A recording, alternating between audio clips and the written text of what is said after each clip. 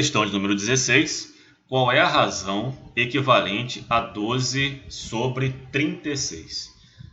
Falar em equivalência, pessoal, é a mesma coisa que falar em proporção. Qual é a razão que equivale a 12/36? Imaginem vocês, por exemplo, se eu tenho uma pizza, por exemplo, e eu tenho 2 pessoas para comer essa pizza. Então eu corto essa pizza em 2 pedaços e entrego metade a cada um. Mas se eu quiser também dividir essa pizza em 4 pedaços, eu também posso fazer. Então eu corto ela em 4 pedaços, eu continuo com 2 pessoas e percebam que a pessoa vai comer 2 fatias, mas vai comer o mesmo conteúdo da pizza. Então significa dizer que essas 2 razões aqui, elas equivalem, porque tanto faz eu cortar a pizza em uma pizza em 2 pedaços ou uma pizza em 4 pedaços, elas se equivalem. É isso que nós vamos fazer aqui com 12 sobre 36. Nós vamos simplificar ela ao máximo para chegar à pizza no sentido literal. Por quê? Porque 12 por 36 ela está numa fração imprópria. Eu tenho que reduzir ela ao máximo para poder chegar a essa conclusão de qual seria a fração própria. 12, percebam que eu posso simplificar isso aqui por 12. Então 12 que divide 12, eu vou chegar à conclusão que dá 1. E 36, se eu pegar 36 e dividir por 12, eu vou chegar a 3. Ou seja, essa fração 12 por 36 simplificada por 12, nós vamos chegar a 1/3. É o máximo que eu consigo chegar. Qual é o máximo que eu consigo chegar aqui na letra A? 125 dividido por 335 eu posso simplificar por 125. 125 dividido por 125 eu vou chegar ao número 1. 375 dividido por 125 eu vou chegar a 3, ou seja, 1/3 também. Percebam que a fração 125 sobre 335 é equivalente a 12 sobre 36. Por quê? Porque eu cheguei à simplificação do máximo dela, tanto em uma quanto em outra, de 1/3. Por isso, pessoal, a alternativa correta para essa questão é a letra A.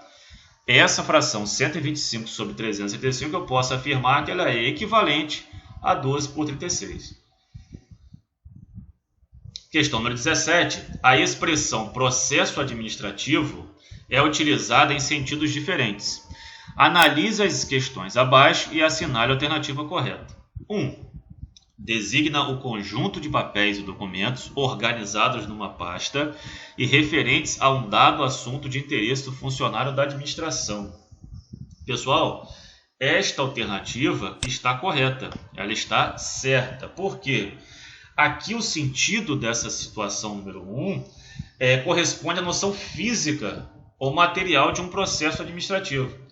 Nesse sentido, o processo tem a feição de um conjunto de documentos que formam os chamados autos do processo. Então a alternativa está certa.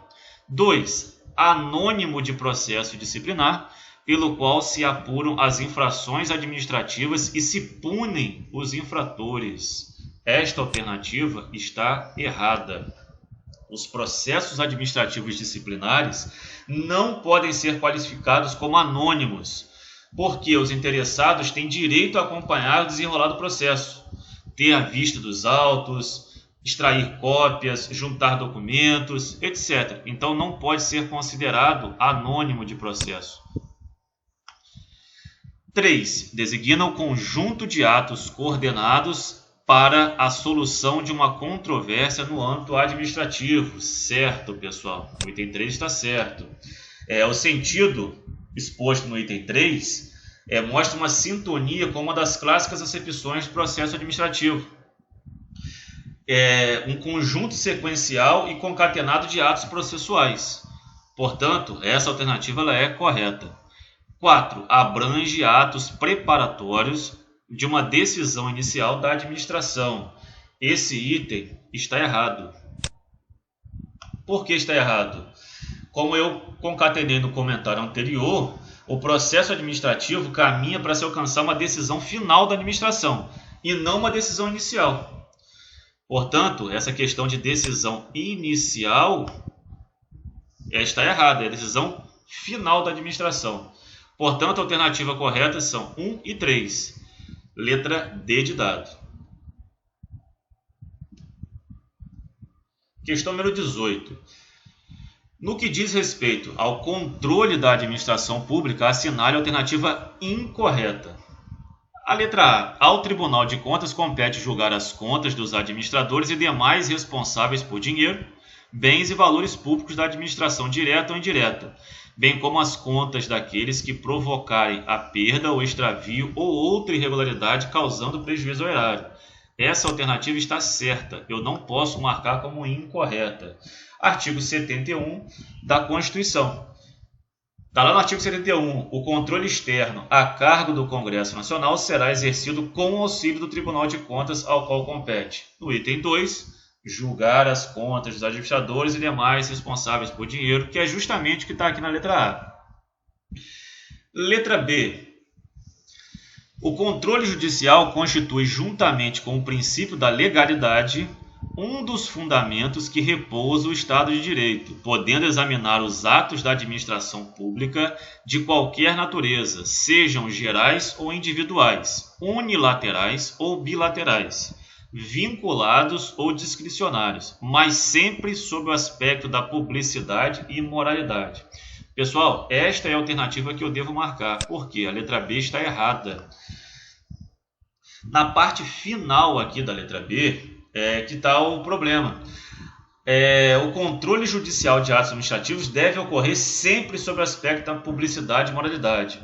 Estes são apenas alguns dos aspectos que podem, de fato, resultar à invalidade do ato examinado. No entanto, não são os únicos. Se nós analisarmos o artigo 37, caput, ele vai elencar 5 princípios informativos da administração pública, o chamado LIMP. Então, vamos citar um exemplo. Ato praticado mediante desvio de poder caracteriza violação ao princípio da impessoalidade. Então, pessoal, pelo final do item B, só falando da publicidade e moralidade, está incompleto porque são os 5 princípios da administração pública que nós temos que seguir. Este item está errado, é ele que eu devo marcar, letra B. Questão número 19. O direito positivo confere aos administradores públicos poderes e deveres que devem por eles ser cumpridos para evitar que sejam responsabilizados pelo descumprimento. Assinar a opção correta no que diz respeito aos deveres dos administradores públicos. Bom, pessoal,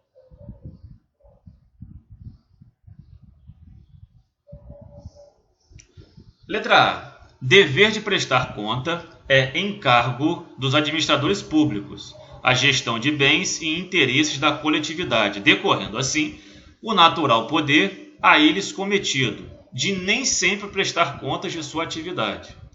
Pessoal, esse item A já está errado. Por quê?